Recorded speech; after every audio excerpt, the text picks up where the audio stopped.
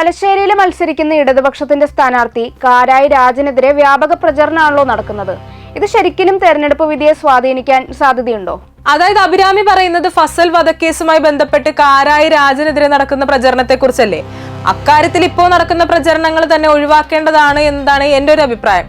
കാരണം ഇപ്പോഴും കോടതിയിൽ ഇരിക്കുന്ന ഒരു കേസിൽ അന്വേഷണ ഏജൻസികളുടെ കുറ്റപത്രത്തെ മാത്രം അങ്ങനെ അടിസ്ഥാനമാക്കി ഒരിക്കലും ഒരാളെ നമ്മൾ വേട്ടയാടാൻ പാടില്ല. അതിപ്പോ ഏത് പാർട്ടിയിൽപ്പെട്ട ആളായാലും കോടതിയുടെ അന്തിമ വിധി വരും വരെ കാത്തു നിൽക്കാനുള്ള ക്ഷമയാണ് രാഷ്ട്രീയ പ്രവർത്തകർ ശരിക്കും കാണിക്കേണ്ടത്.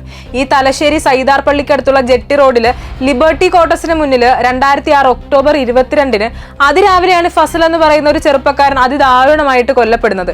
ഈ കേസിൽ കൃത്യം ചെയ്തവരും ചെയ്യിപ്പിച്ചവരും ശിക്ഷിക്കപ്പെടുക തന്നെ വേണം. അതേസമയം തന്നെ നിരപരാധികൾ ശിക്ഷിക്കപ്പെടാനും പാടില്ലെന്നതാണ് എൻ്റെ ഒരു ടേക്ക്. ഇവിടെ ഫസൽ കേസിൽ കൊല നടത്തിയ പ്രതികളുടെ കുറ്റസമ്മതമൊഴിയും ഏറ്റുപറച്ചിലും എല്ലാം നമ്മുടെ മുന്നിലുണ്ട്. ഈ RSS പ്രവർത്തകനായ മാഹിയിലെ സുബീഷ് കേരള പോലീസിന് നൽകിയ കുറ്റസമ്മതമൊഴി സമൂഹ മാധ്യമങ്ങളിലും ചാനലുകളുടെയും പത്രങ്ങളുടെയും എല്ലാം ആർക്കൈവ്സിൽ ഇന്നും ഉണ്ട്. ഈ ശാസ്ത്രീയമായ ശബ്ദ പരിശോധനയിൽ കുറ്റസമ്മതമൊഴിയിലെ ശബ്ദം സുബീഷിന്റേതാണെന്ന് തെളിഞ്ഞതായാണ് പുറത്തു വന്നിരിക്കുന്ന ഒരു വിവരം. ഇതിനു പുറമെ CPM പ്രവർത്തകനായ കൊടിയേരി സ്വദേശി KP ജിജേഷ് വധക്കേസിൽ ജയിലിൽ റിമാൻഡിലായ മാടപ്പീടികയിലെ RSSകാരൻ ഷിനോജ് അദ്ദേഹം നടത്തിയ ഫോൺ സംഭാഷണവും പരിവാറിനെതിരാണ്. ഈ ഫസൽ വധക്കേസുമായിട്ട് ബന്ധപ്പെട്ട് CBI സമർപ്പിച്ച കുറ്റപത്രത്തിൽ തന്നെ മാടപ്പീടികയിൽ RSSും LDFും തമ്മിൽ സംഘർഷമുണ്ടായതിന്റെ ഒന്നിലേറെ സാക്ഷിമൊഴികളും ഉണ്ടെന്നാണ് അറിയുന്നത്. പ്രതികൾ നടത്തിയ ഈ കുറ്റസമ്മതമൊഴിയുടെ അടിസ്ഥാനത്തിൽ സ്വാഭാവികമായും തുടരന്വേഷണം നടത്തി യഥാർത്ഥ കുറ്റവാളികളെ CBI കണ്ടെത്തുമെന്നാണ് CPM പ്രതീക്ഷിച്ചിരിക്കുന്നത്.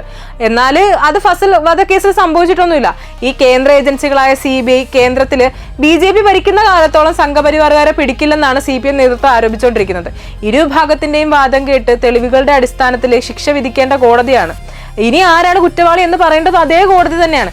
അല്ലാതെ ഗൂഢാലോചന കേസിൽ പ്രതി ചേർക്കപ്പെട്ടു എന്ന കാരണത്താൽ കാരായി രാജനെ ഒറ്റതിരിഞ്ഞിങ്ങനെ ആക്രമിക്കുന്നതിനോടും തെറ്റായ പ്രചരണം നടത്തുന്നതിനോടും ഒരു കാരണവശാലും യോജിക്കാൻ എനിക്ക് കഴിയില്ല. പ്രതിയാണ് എന്നത് കാരായി രാജന് മത്സരിക്കാനുള്ള ഒരു അയോഗ്യതയോ അല്ല. ഈ കോടതി ശിക്ഷ വിധിക്കാത്തിടത്തോളം കാലം അദ്ദേഹത്തിന് തിരഞ്ഞെടുപ്പിൽ മത്സരിക്കാനുള്ള എല്ലാ അവകാശവും ഉണ്ട്.